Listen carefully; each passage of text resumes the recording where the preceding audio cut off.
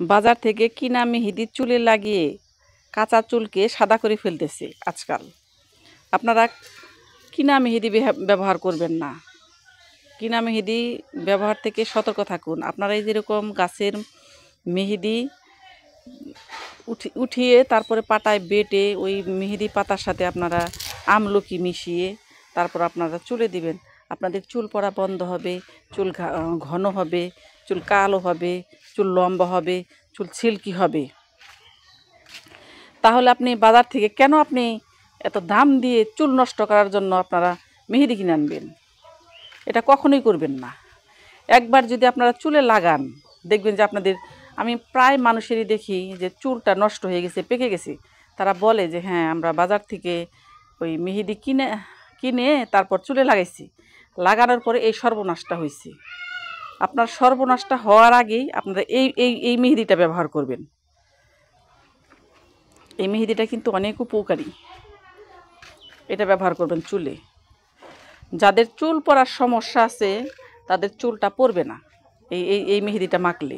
এই মেহেদিটা আপনারা পাটায় বেটে আমলকি দিয়ে, আমলকির সাথে আপনারা ডিমের যে সাদা অংশটা থাকে ওইটা দিয়ে মিশিয়ে সারাদিন 2-4 ঘন্টা লাগাই রাখবেন।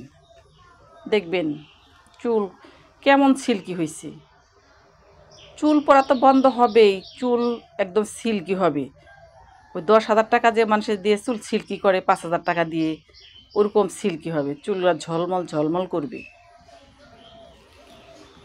এই মেহেদি যাদের হাতে পায়ে জ্বালা পোড়া আছে তারাও যদি এই মেহেদিটা হাতে লাগায়, দেখবেন যে আপনার হাতে পায়ে জ্বালা পোড়াটা কমবে।